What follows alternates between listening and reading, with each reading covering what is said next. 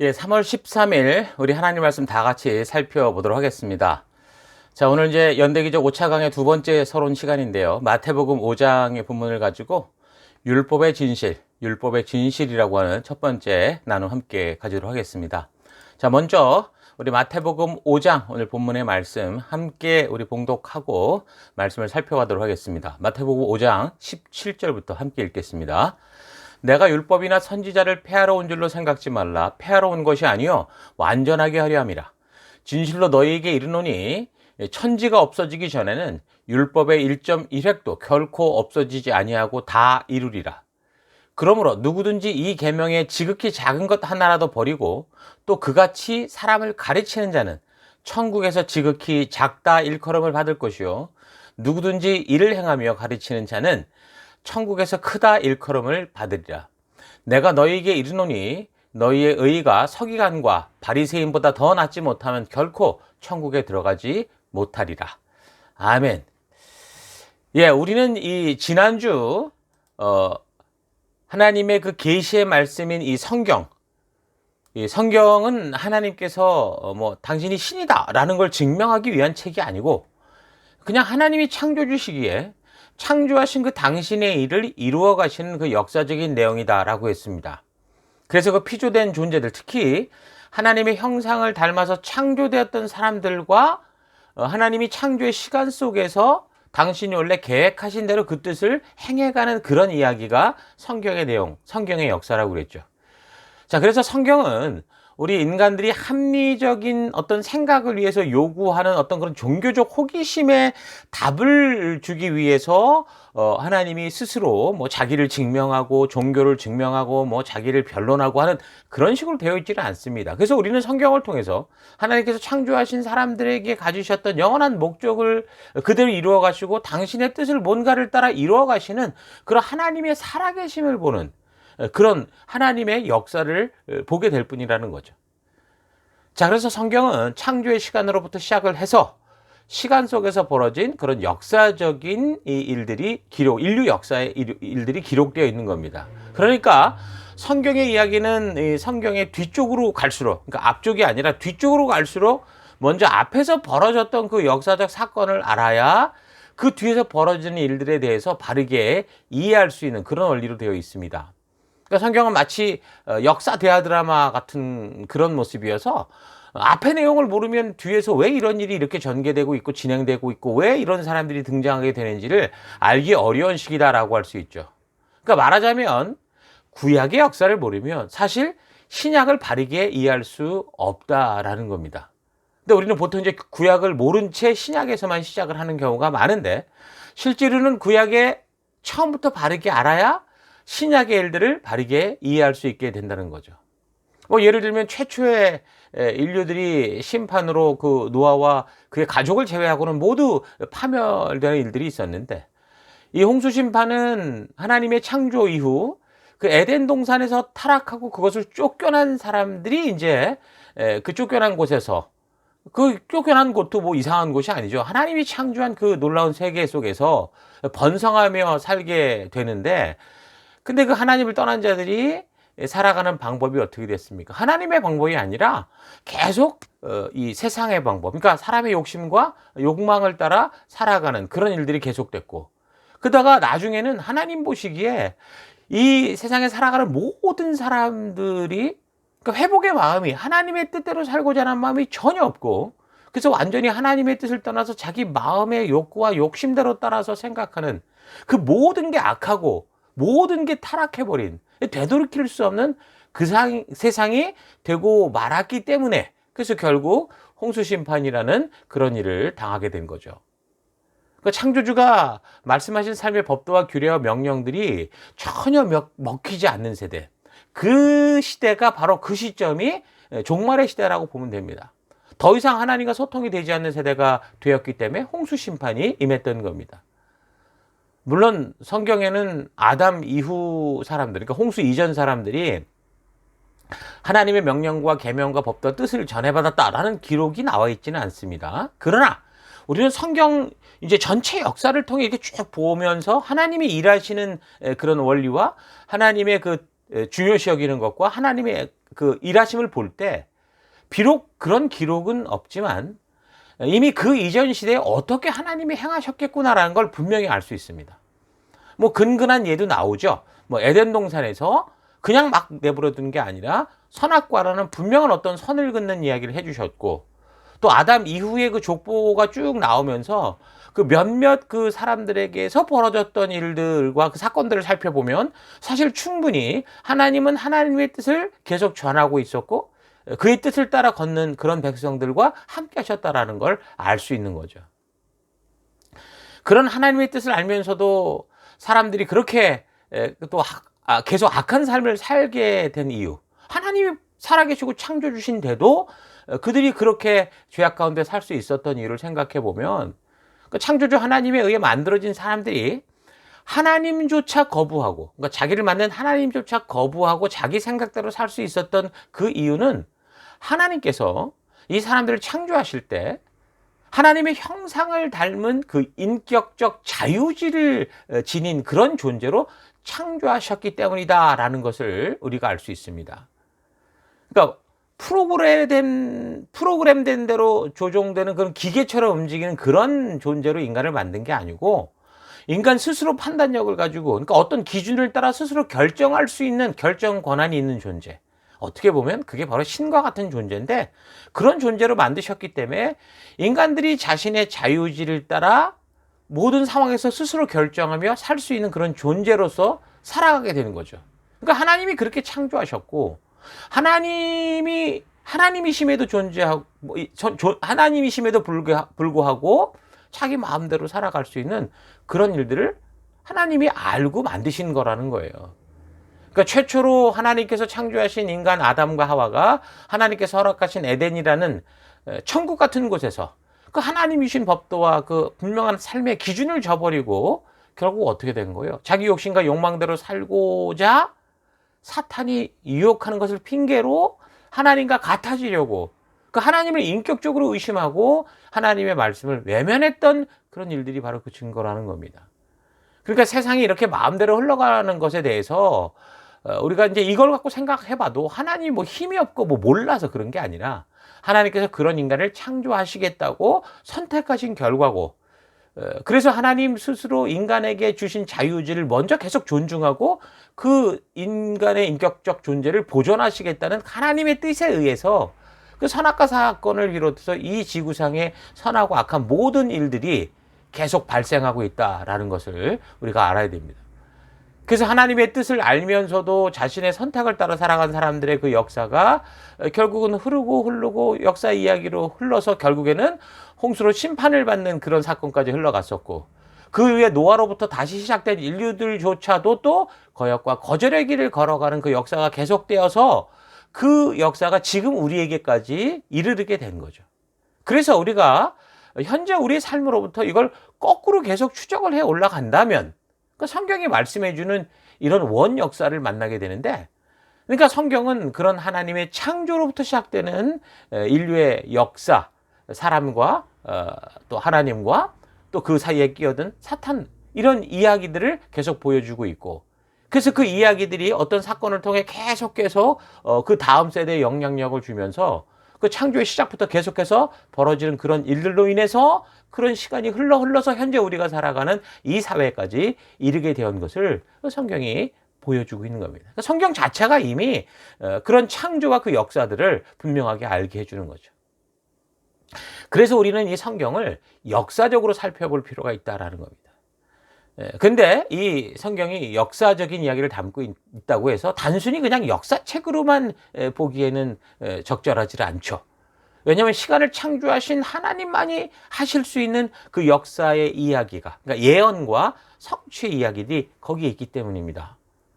그러니까 하나님께서는 자유의지를 가진 사람들에게 하나님의 뜻을 분명하게 일단 먼저 알리십니다. 그게 상식적인 일이죠. 뭔가 우리가 약속을 하고 어떤 일을 이루려면 그 사람에게 먼저 그 뜻을 알려야 되잖아요. 그래서 하나님께서 창조주로서 그렇게 이제 알려주신 그 길들을 인간들이 갈 때 어떤 우리가 내일을 만나게 될지, 그러니까 하나님이 말씀하신 길로 갈 때 어떤 내일이 오고 그렇지 않을 때는 어떤 미래를 만나게 될 것인지 그걸 미리 다 말씀을 해 주시는 겁니다.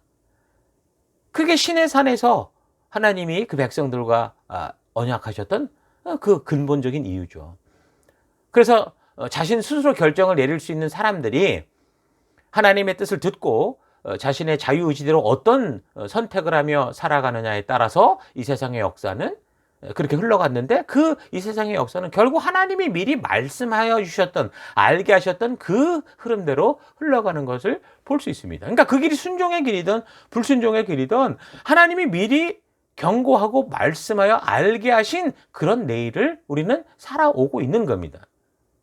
그러니까 하나님께서는 하나님의 부르심을 받은 사람들이 순종의 길을 걸을 때, 또 그렇지 않은 길을 걸을 때에 나타날 결과들을 분명하게 먼저 말씀해 주셨기 때문에 그 시간이 흘러서 나중에 보면 인간들의 그 내일의 삶이 결국은 하나님이 말씀하신 그대로 이제 그렇게 실현이 돼 가니까 우리가 그것을 볼 때는 이게 예언이구나라고 이렇게 얘기를 하게 되는 거죠. 그렇게 하셨기 때문에 그렇게 하나님이 프로그램화대로 되는 게 아니라 인간의 자유의지를 가지고 선택을 하게 될 때 어떤 내일이 올지 그걸 미리 말씀해 주신 겁니다. 그리고 그것이 이루어지고 있는 거죠. 그러니까 예언과 성취가 성경 안에 그대로 드러나는 겁니다. 하나님은 분명하게 에덴 동산 그 중앙에 있었던 선악과 나무를 먹을 때 결국 어떤 일이 벌어질 거다라는 사실을 아담과 하와에게 먼저 미리 알려주셨는데, 그 말씀을 들었던 아담과 하와가 하나님을 믿지 않고 자신의 욕심과 욕망대로 살고자 오히려 사탄의 말을 듣고 따라간 거죠. 그래서 결국 그 결과로 하나님께서 미리 말씀하신 대로, 알려주셨던 대로 온 인류가 전부 죽음의 길로 가게 되는 겁니다. 그러니까 온 인류가 전부 죽음의 길로 가게 됐다라는 거는 그 아담과 하와가 범죄함으로 그 생명의 땅에서 죽음의 땅으로 결국 옮겨지게 되었다라는 거잖아요. 그러니까 마치 이런 거예요. 우리가 이곳 호주에 이민 올 때 아직 태어나지도 않은 우리의 자녀들에게 동의를 받고 그러고 온 게 아니라, 그러니까 부모의 의지를 가지고 이곳 호주로 그냥 스스로 왔기 때문에 그 우리의 후손들, 아이들은 선택의 여지 없이 이곳에서 태어나고 이 땅 호주 문화 속을 살아가며 호주인이 되는 것과 마찬가지입니다. 그러니까 최초의 부모인 아담과 하와가 하나님의 뜻대로 가지 않고 하나님의 그 생명의 땅에서 자기 마음대로 살아감으로 결국 죽음의 땅으로 쫓겨났죠. 이민을 가게 됐고, 그래서 그 이후 모든 자녀들이, 모든 인류가 바로 그 죽음의 땅에서 태어나서 자신의 선택과 상관없이 계속 죽음을 향해 가는 그런 삶이 되는데, 그게 바로 죄의 결과라는 겁니다. 그러니까 이 죄의 대가라는 것은 그냥 혼자 받고 감당하는 게 아니라 나와 연결된 사람과 나와 연결된 사회가 다 같이 그 고통을 받게 되는 거예요. 예를 들어서 음주운전으로 큰 사고를 낸 사람을 생각해 보십시오. 그냥 혼자만 그렇게 다치고 죽고 그런 게 아니라 선량하게 법을 잘 지키면서 이렇게 살아가던 그런 사람들과 그들과 연결된 가정, 이런 사람들에게 고통을 주잖아요. 그래서 회복하고 돌이킬 수 없는 그 미래의 시간을 만드는 것과 같습니다. 음주운전을 자기가 했는데 자기가 만들어낸 이 일들을 자기가 책임지지 못하는 그런 삶을 결국 살아가게 되는 것과 같다는 거죠. 하나님은 그래서 사람들에게 하나님이 주신 자유의지를 가지고 어떤 결정을 내리느냐에 따라서 어떤 미래가 펼쳐지게 될 것인지에 대해서 미리 말씀을 해주셔서 사람들 스스로 그 책임감을 가지고 생명의 길, 축복의 길을 걸을 수 있도록 그렇게 하시는 겁니다.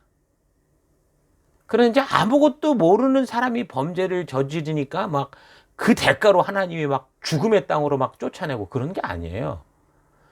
저들이 이미 자연과 양심을 통해, 그러니까 일반 계시를 통해 하나님의 분명한 뜻을 알고 있음에도 자기의 욕심과 욕망을 따라 선택하는 죄악된 결과로 인해서 결국 영원한 죽음의 땅에서 모든 인류가 태어나고 살아가게 되는 겁니다. 그러니까 죄의 문제, 죽음의 문제는 오늘 여기서 우리가 얼마큼 나쁘게 사냐, 얼마큼 흉악하냐, 그런 문제를 넘어서 이미 우리는 그 죽음의 땅으로 옮겨져 있는 그 상황 속에서 살아가고 있다는 걸 이야기하고 있는 거예요. 성경은 이렇게 하나님의 분명한 미리 말씀하신 예언대로 그래서 이루어진 역사에 대해서 보여주고 있는 거예요. 또한 하나님께서는 그렇게 하나님의 뜻을 알고도 욕심과 욕망을 따라 죽음의 땅으로, 죽음의 길로 가버린 인류들을 그럼 그냥 포기하고 그냥 그만뒀냐? 그게 아니더라는 거죠. 저들의 그런 자유의지를 계속해서 존중을 해주시는데, 그럼에도 불구하고 그들을 다시 창조의 길로 돌이키려고 하는 그런 일들을 하시는데, 바로 성경이 그런 역사를 우리에게 보여주고 있는 겁니다.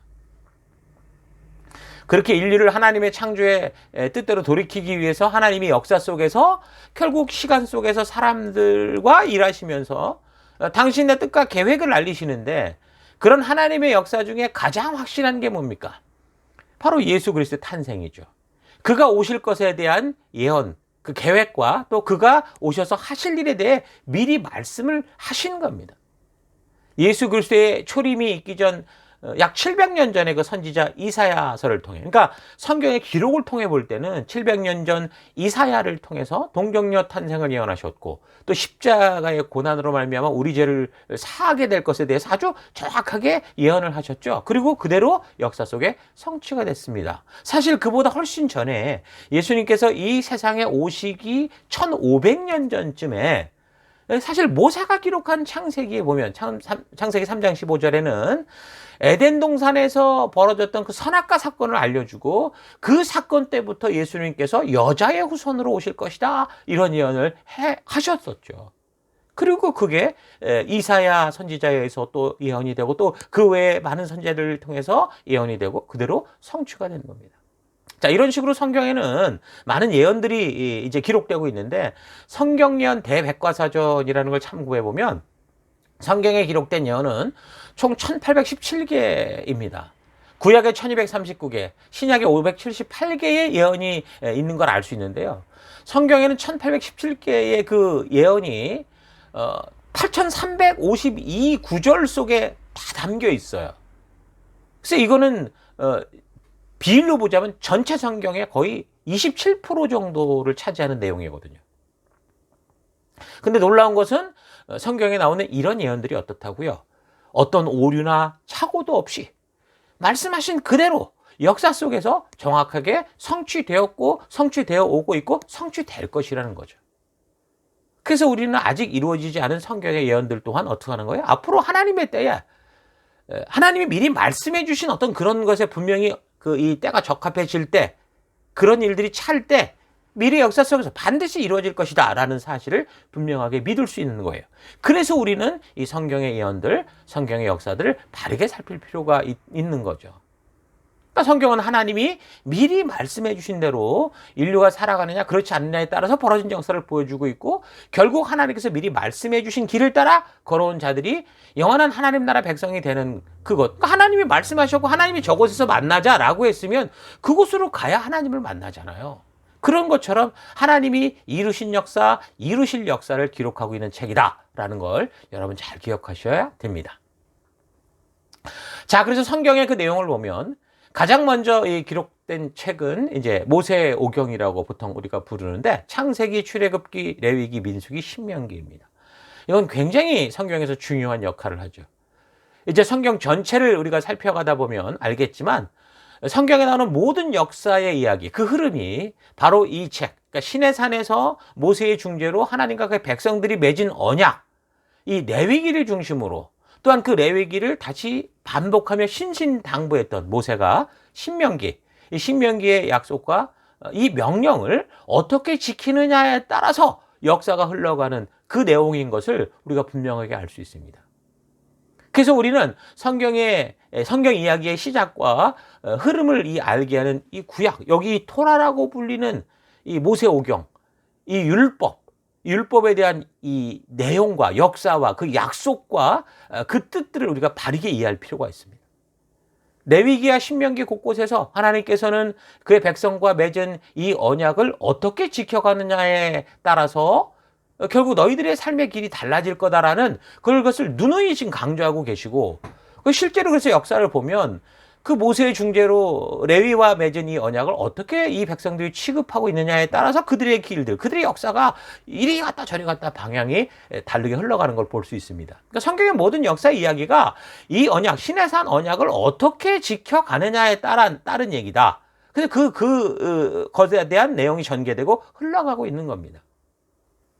그래서 우리가 그동안 강단을 통해 잠시 살펴봤던 것처럼 홍해를 건넌 백성들에게 어떻게 해서 그동안 살아왔던 이집트처럼도 살지 말고 앞으로 들어갈 가나안 백성들처럼 살지도 말아라. 그러면서 뭐라고 그래요? 오직 하나님의 백성답게 살아야 된다. 그러면서 거룩한 법, 법도와 규례와 명령과 계명을 주시잖아요. 그게 바로 시내산 언약의 말씀이었다 그랬죠.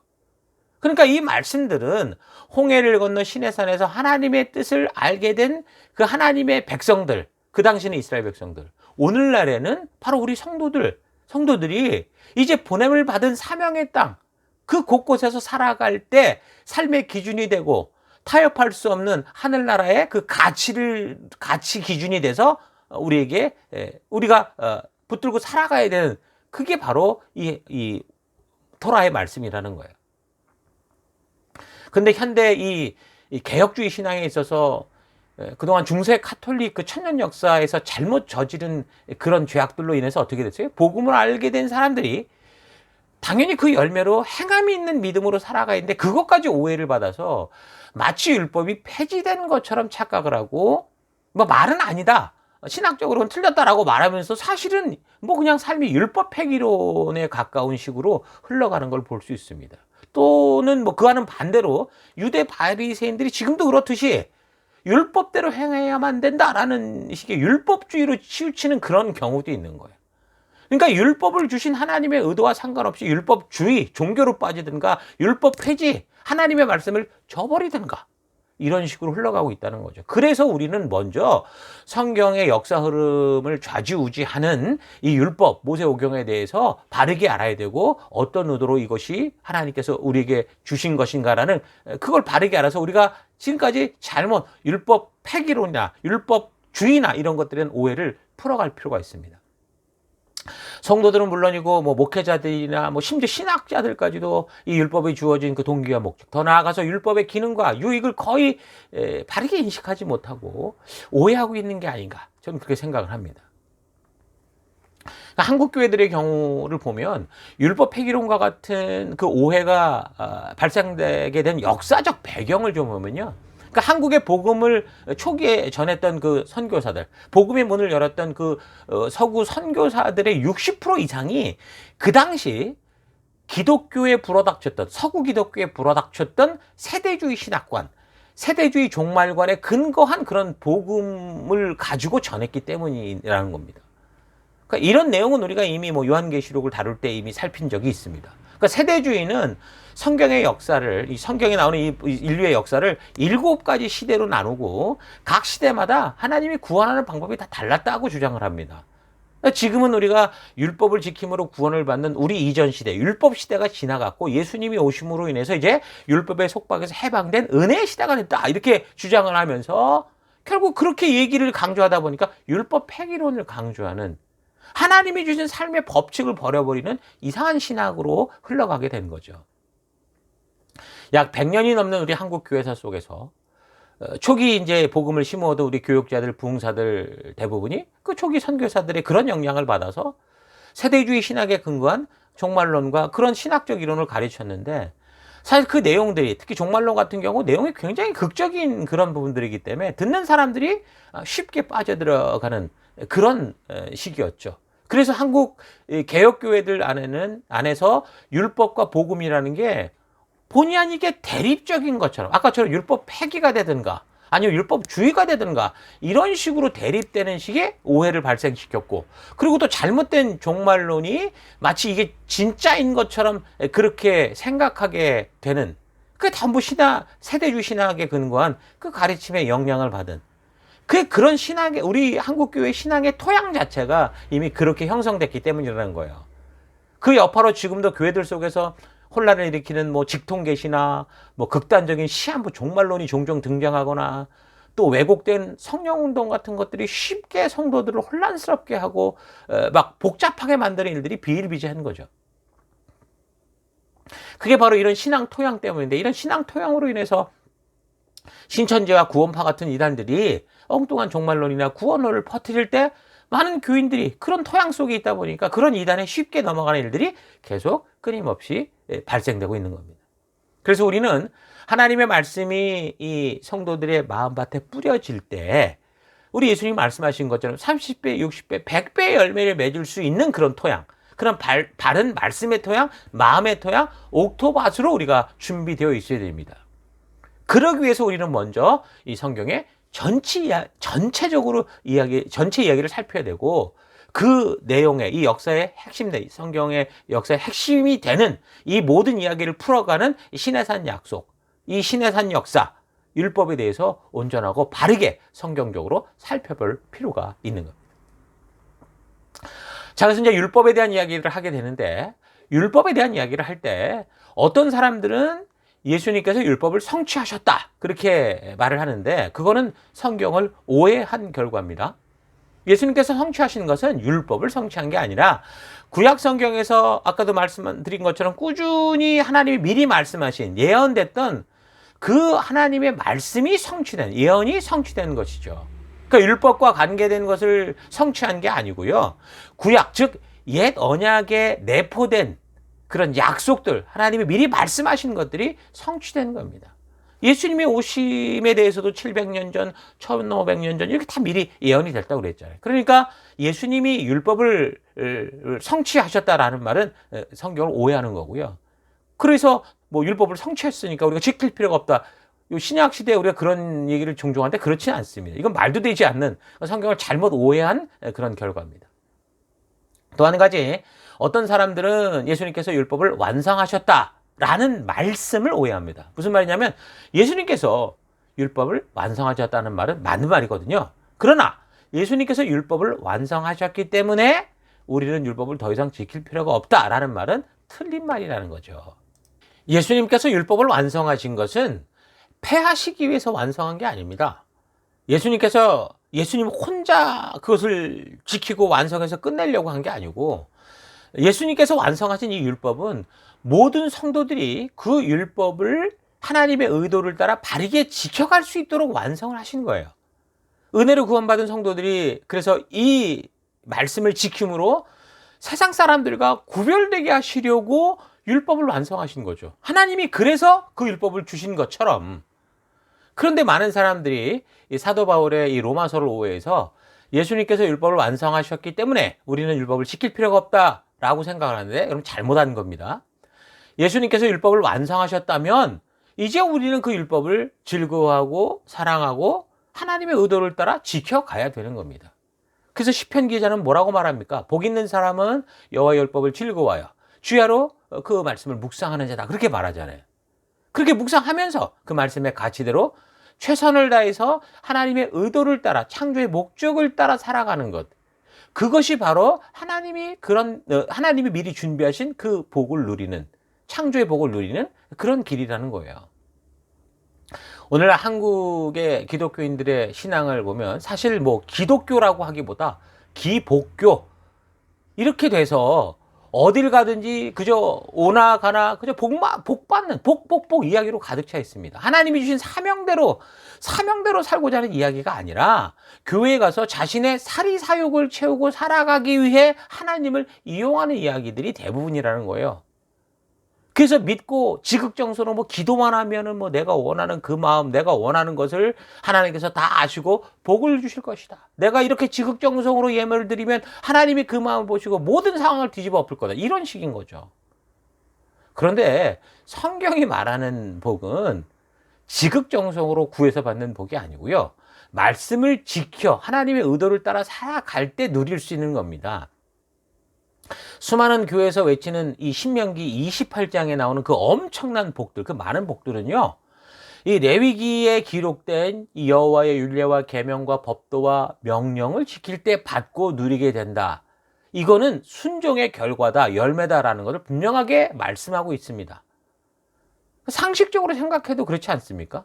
여러분, 교통법규가 완성됐다면 성실히 그 교통법규를 지켜가야지요. 그래서 그 법규를 잘 지켜서 교통사고를 줄이고 국민의 생명과 재산과 소중한 시간을 보호할 수 있게 되는 거잖아요. 어떤 사람이 주장하기를 뭐 교통법규가 그렇게 힘들게 우리가 완성을 했으니까 이제 이 교통법규를 지킬 필요가 없다라고 주장하게 된다면 사람들이 그런 사람을 정신이상자라고 그러죠. 이상한 거 아닙니까? 그러니까 예수님께서도 이 율법, 하나님의 의도가 담긴 하나님 나라 백성답게 이집트처럼도 말고 가나안처럼도 말고 하나님 나라 백성답게 살게 하기 위해 주신 이 율법을 예수님이 폐하러 오셨겠습니까? 아니죠.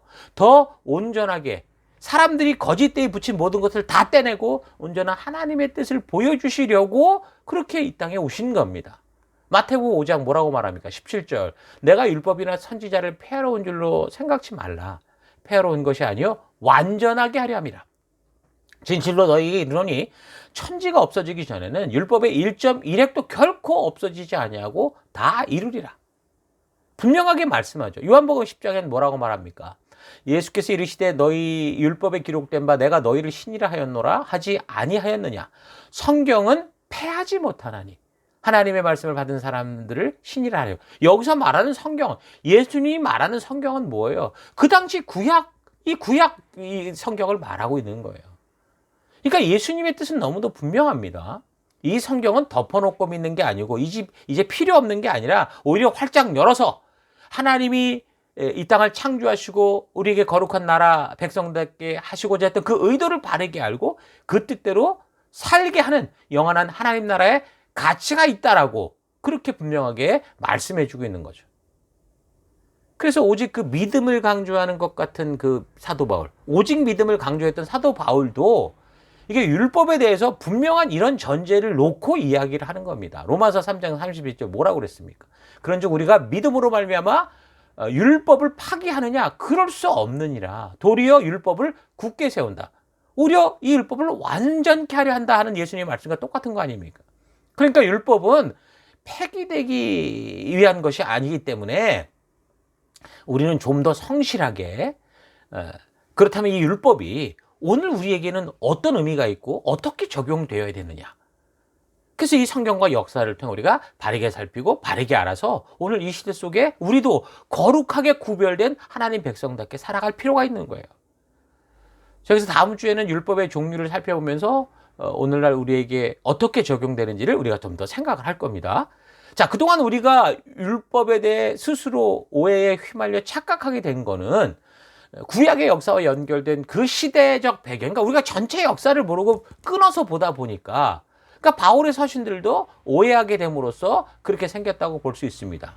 이신칭이 믿음으로 구원을 얻는다라는 것을 주장한 바울은 사람이 의롭게 되는 것, 즉 하나님과 바른 관계, 그러니까 이미 죽음의 땅에서 생명의 땅으로 들어가기 위해서 죄인된 인간이 뭐를 해야 되느냐 하는 그런 문제를 얘기할 때 어떻게 생명의 땅으로 가야 되느냐를 얘기할 때 그동안 바리새인들이 주장해왔던 거죠. 그 율법을 지키면 간다. 이게 아니라 오직 하나님의 전적인 은혜와 그 사랑을 믿는 믿음을 통해서만 가능하다라고 이야기를 한 겁니다.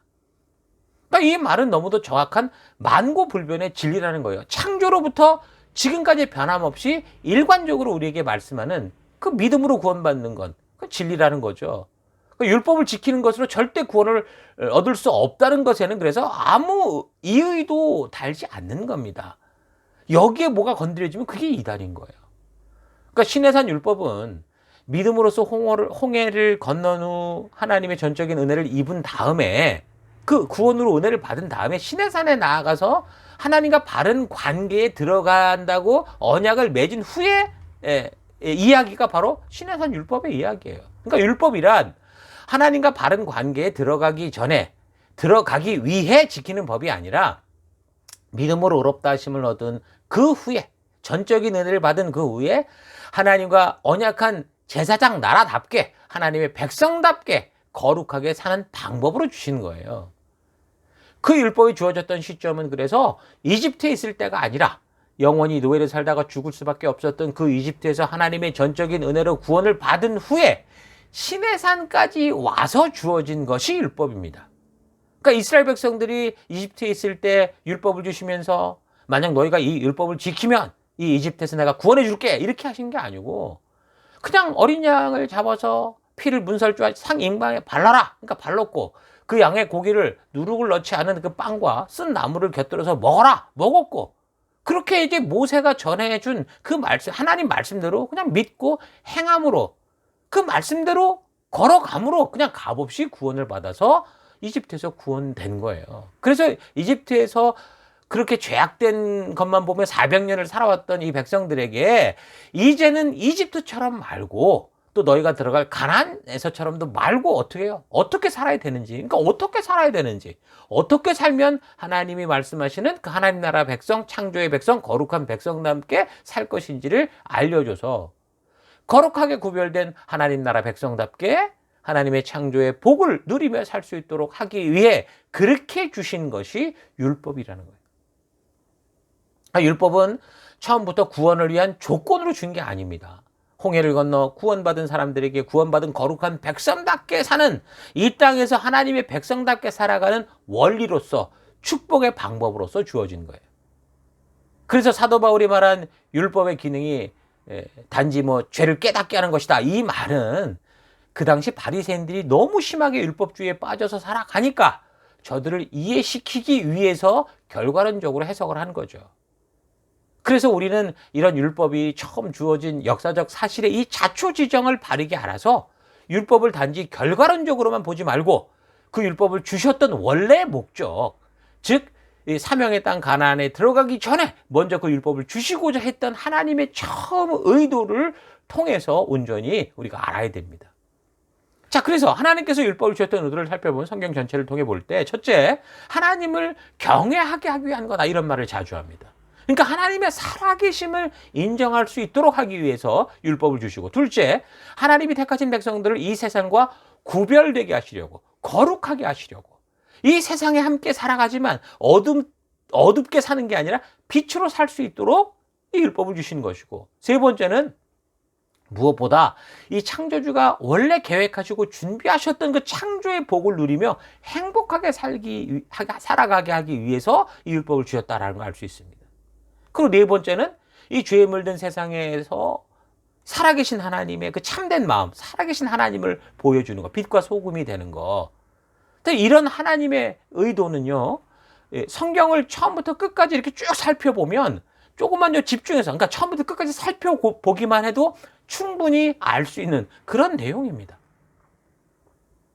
하나님이 우리에게 율법을 주신 목적은 뭐라고 그래요? 분명히 생명과 평강을 주시기 위한 거다. 이거는 성경 말라기에도 분명하게 기록되어 있거든요. 말라기 2장 4절, 만군의 여호와가 이르노라, 내가 이 명령을 너희에게 내린 것은 레위와 세운 나의 언약이 항상 있게 하려 함인 줄을 너희가 알리라. 레위와 세운 나의 언약은 생명과 평강의 언약이라. 내가 이것을 그에게 준 것은 그로 경외하게 하려 함이라. 율법은 뭐라고요? 하나님의 평강과 축복, 하나님이 미리 준비하신 것을 누리도록 하나님께서 그 구원받은 백성들을 위해 주신 거다, 그 말을 분명하게 하고 있죠. 그래서 하나님은 이 말씀을 늘 바르게 지키고 가르치라 했는데, 그럼에도 불구하고 이 이스라엘 지도자들이 어떻게 했어요? 최소한 7년마다 한 번씩 성경을 모든 백성에게 바르게 가르쳐서 이스라엘 백성들로 하여금, 그러니까 믿는 사람들로 하여금 하나님 경외하기를 배워. 이게 가장 핵심이잖아요.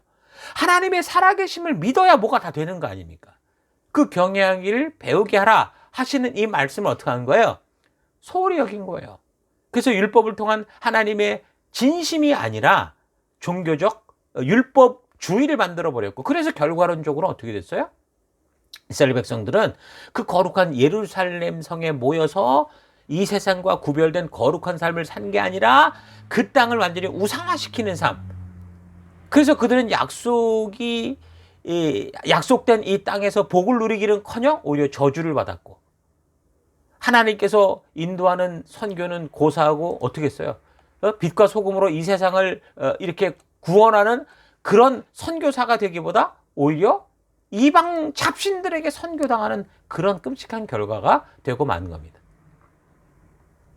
그러니까 그런 이스라엘 백성들에게는 바울이 말한 대로 율법은 복을 누리며 살아가게 한 하나님의 축복이 아니라 뭐예요? 이제는 이스라엘 백성들이 얼마나 악한지, 얼마나 어리석은지, 얼마나 큰 죄인인지를 깨닫게 하는 그 증거와 기준이 됐다라는 겁니다. 그러니까 이런 사실을 볼 때 율법은 원래 죄를 깨닫기 위한 그런 기능으로 만들어진 건 아니었다라는 거예요. 하나님 백성답게 살 그런 목적으로 만들어졌는데, 그게 이제 다른 길로 가다 보니까 그 분명한 잘못된 길을 드러내는 기능을 하더라는 거죠.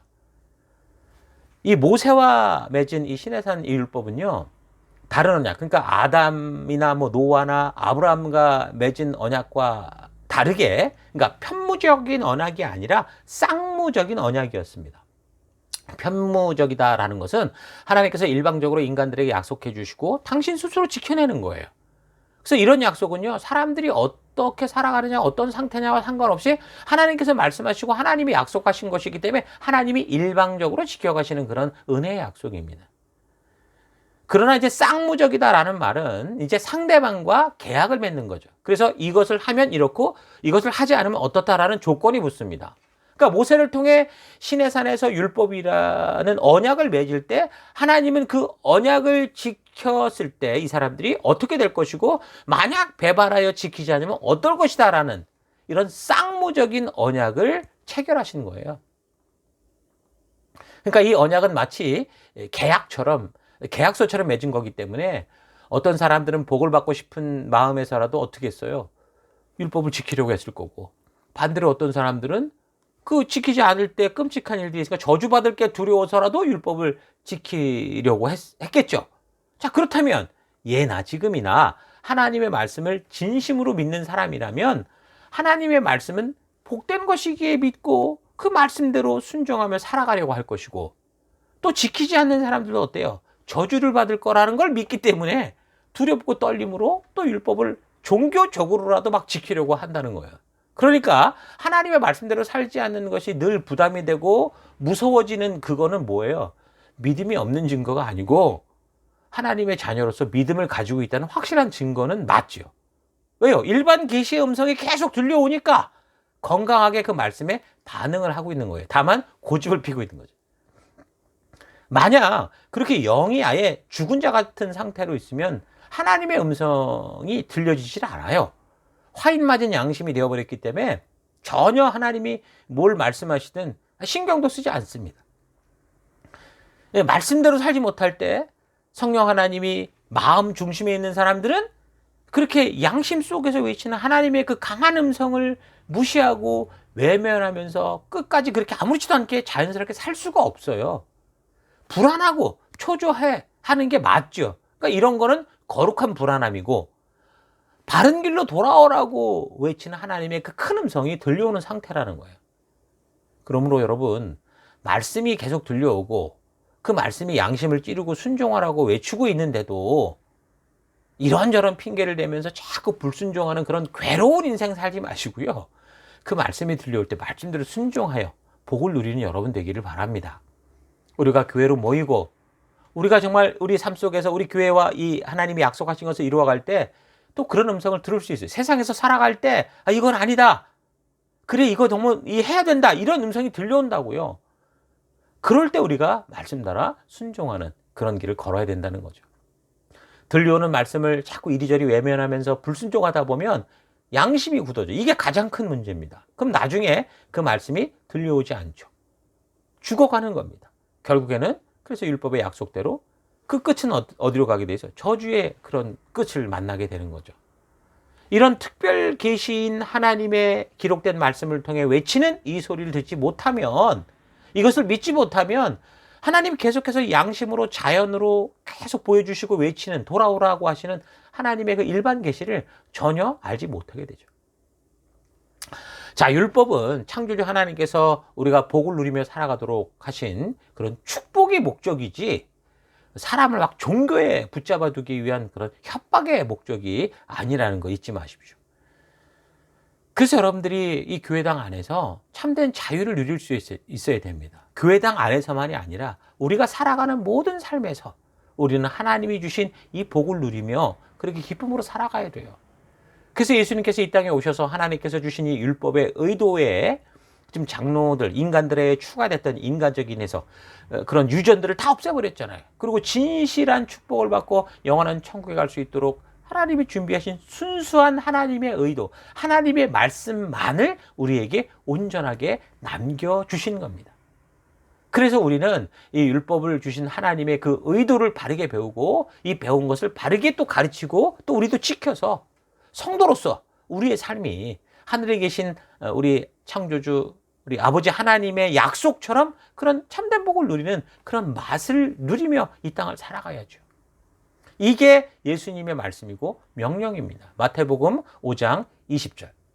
내가 너희에게 이르노니 너희 의가 서기관과 바리새인보다 더 낫지 못하면 결탄코 천국에 들어가지 못하리라. 그러니까 예수님께서 우리를 향한 이 말씀대로 살아가라는 삶의 요구는 너무 명확한 겁니다.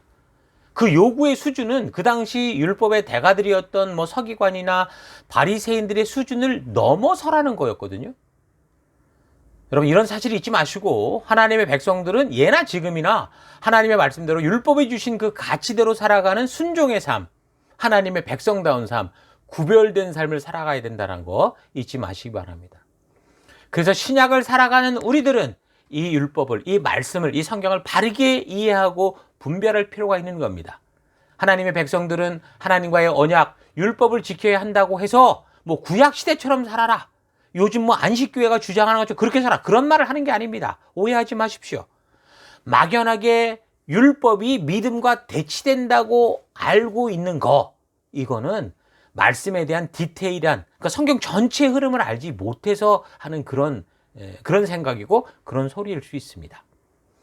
자, 구약의 율법을 우리가 잘 살피면 예수님이 오심으로 말미암아 폐해진 율법과 그렇지 않고 계속 지켜야 될 율법, 아니 오히려 우리가 지금 시대도 더 잘 지켜야 될 것이 있다는 것을 여러분 알게 될 겁니다. 자, 그래서 이 부분은 다음 주에 이제 계속 우리가 살펴가도록 하겠습니다. 자, 우리가 성경을 처음부터 살펴나가기 전에 지금 먼저 성경의 핵심적인 내용이 되는 율법에 대해서 하나님이 언약을 주신 그 목적과 의도를 바르게 보는 눈을 가져야 성경의 말씀들을 바르게 이해할 수 있다는 사실을 잊지 마시고, 율법을 주신 하나님의 의도가 무엇인지를 차분히 묵상하는 그런 한 주가 되기 바랍니다. 성경의 역사를 바르게 이해하게 하는 이 율법에 대해서 우리 바르게 알아가는 여러분과 제가 되기를 주의 이름으로 축원합니다. 오늘 들은 말씀을 가지고 잠시 묵상하겠습니다. 다 같이 묵상하십시다.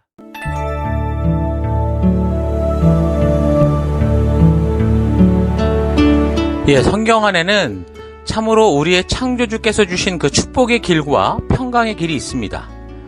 그래서 우리는 누구나 사실 성경을 알고 싶다고 이야기를 하죠. 그러나 우리의 현실은 그런 고백과 결단처럼 정말 성경을 바르게 알기 위한 노력을 하고 있는가라고 생각해보면 너무나 정말 하지 않고 있습니다.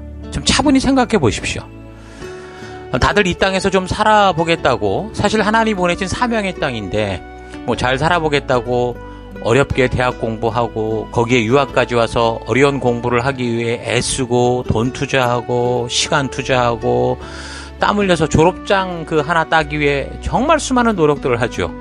사업을 하나 성공시키기 위해서도 정말 수많은 그 밤잠을 자지 않는 노력들을 하는데, 근데 정작 그런 일을 하기 위해 하나님이 우리를 보내신 그 목적에는 전혀 아무 상관도 없는 삶을 살아갑니다.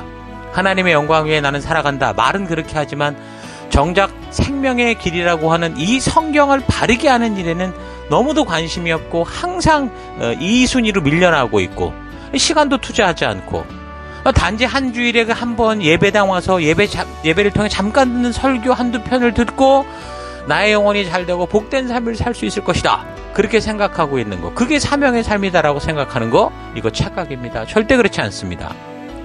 우리는 성경을 바르게 알기 위해서 애써야 됩니다. 그러니까 성경을 열심히 읽는 것보다 중요한 것은 바르게 읽는 거라고 그랬죠. 그래서 우리가 먹고 살기 위해 그렇게 애쓰는 것보다 사실은 더 힘써서 우리가 정말 이 삶의 영원한 길을 향한 이 방향을 바르게 잡아야 되는 거죠. 그래서 성경의 내용들이 무엇인지, 왜 하나님이 이런 이야기를 우리에게 말씀하는지, 이 율법이라는 의미가 무엇인지, 우리가 이 성경의 역사를 통해 하나님의 진정한 의도를 알기 위해 정말 충분한 노력을 해야 됩니다. 이런 사실 잊지 마시고 우리가 이번에 5차 성경을 살펴나갈 때 정말 이 하나님의 진정한 마음, 그 의도를 깊이 만나는 시간들이 되기를 바랍니다. 하나님의 진심이 이 성경 안에 있다고 했습니다.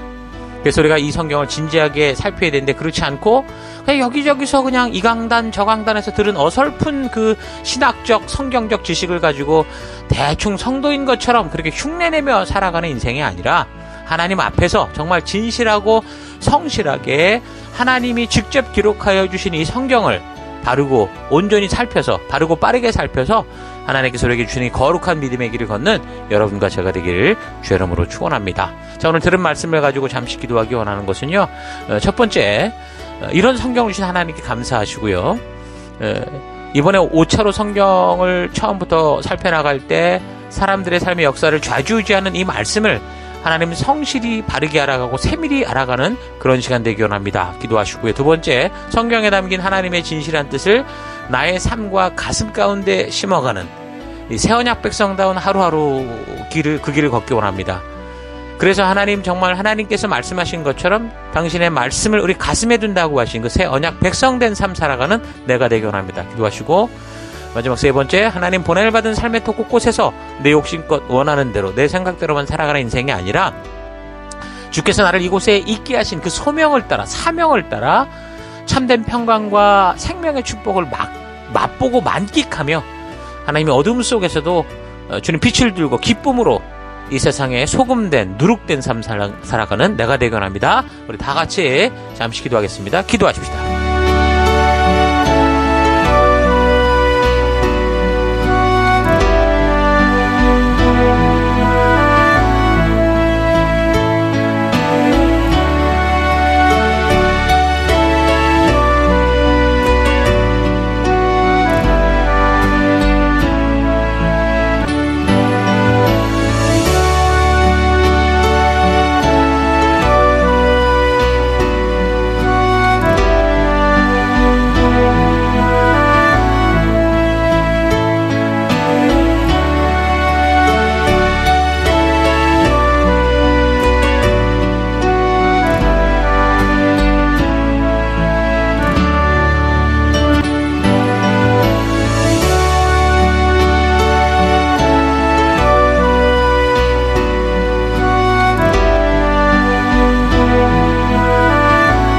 하나님, 우리를 창조하실 뿐만이 아니라 그냥 당신의 장난감처럼 기계처럼 그런 컴퓨터처럼 이렇게 만든 게 아니라 하나님, 우리로 인격을 가진 존재가 되게 하시고 하나님의 그 진정한 의도를 알게 하셔서 하나님 상호 소통하며 살아갈 수 있는 이 거룩한 믿음의 삶 주심을 감사합니다.